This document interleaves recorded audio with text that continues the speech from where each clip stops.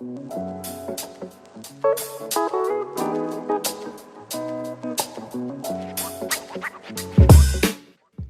Dr. Raj here with Dr. Raj Plastic Surgery.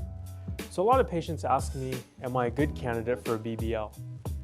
Well, the real question is, whenever I see them for consultation, the first thing I want to make sure is that they're medically cleared for a surgical procedure. Secondly, in order to have a BBL, there are basically two major criteria that have to be met. Number one, patient has to have enough fat deposits for me to harvest or liposuction enough fat in order to transfer it. And the second criteria that's important is I want to examine the back to make sure that I can actually create a new shape or the amount of volume that they want in their buttocks to give them the result that they desire. You know, what's the difference between a BBL versus butt implants or sculptor injections?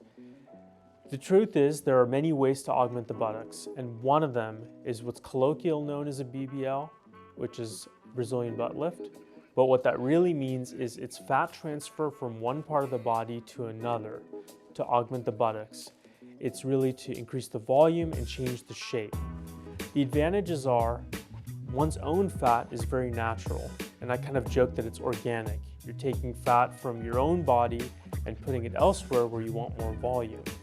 Implants are foreign. It's not a part of your body. It's something that's completely different, off the shelf, that's put in to add more volume.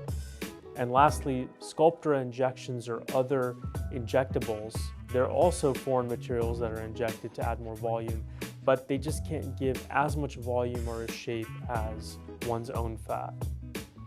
So a lot of my patients who come in desiring a BBL or autologous fat transfer for gluteal augmentation, they wonder, should I gain weight, should I lose weight?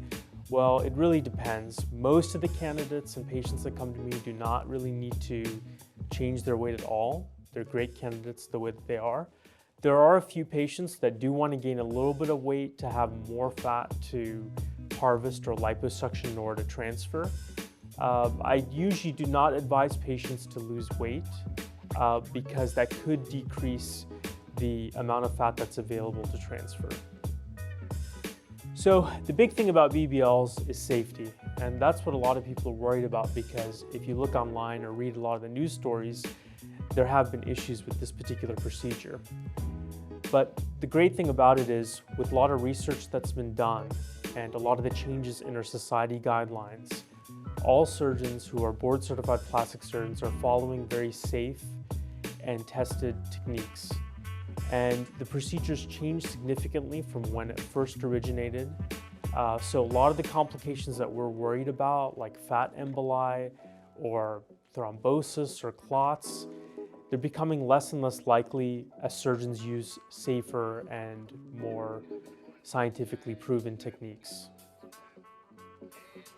So a big thing about surgery that a lot of patients worry about is the scarring in the incisions. The nice thing is, if I'm just doing a BBL or liposuction and fat transfer, the scars are very minimal. They're very small little holes that I need in order to take the fat out and inject the fat back in. So that's one of the beauties of the procedure. So one of the big things about a BBL or any surgery is the recovery. The recovery for this procedure is a little bit different.